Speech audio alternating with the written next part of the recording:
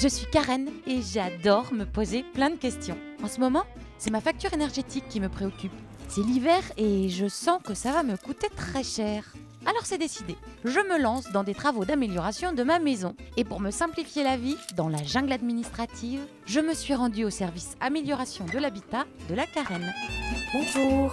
Ce service est gratuit, sans rendez-vous, et s'adresse aux propriétaires occupants, à ceux qui le louent, et même aux locataires dans certains cas. Il s'agit d'une demande de subvention. On propose un diagnostic thermique pour des travaux d'économie d'énergie qui est financé par la Carène. Des simples vitrages. Il faut toujours monter le dossier de demande de subvention avant d'effectuer les travaux.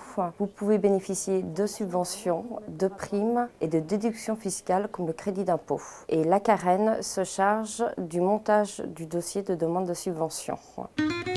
Déjà, vous avez un bon ensoleillement étant au 3e. Yannick est un professionnel indépendant. Il s'occupe des diagnostics demandés par la Carène. C'est le roi de l'économie d'énergie.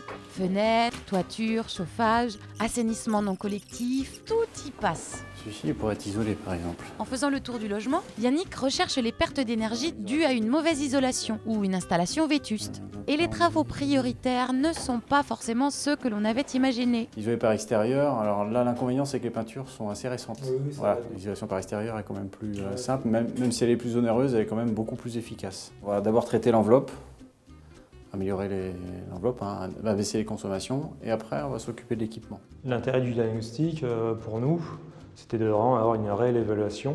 Et je pense que ça peut être intéressant aussi pour les autres habitants de l'immeuble, de savoir qu'il peut y avoir telle modification qui apporte tant de pourcents d'économie d'énergie. Effectivement, l'électricité...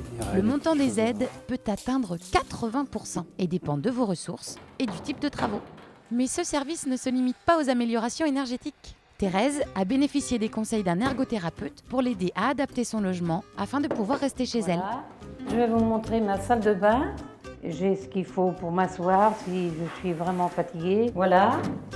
La barre là, qui est auprès des water, ça m'aide si en cas je suis un peu gênée pour me redresser. J'ai pu recevoir en subvention, ça revient à peu près à 60% des travaux. Ça aide beaucoup, hein. Autrement, je n'aurais peut-être pas pu le faire. Hein. Un service qui s'adresse également aux personnes à mobilité réduite et qui s'inscrit dans l'agenda 21 de l'agglomération.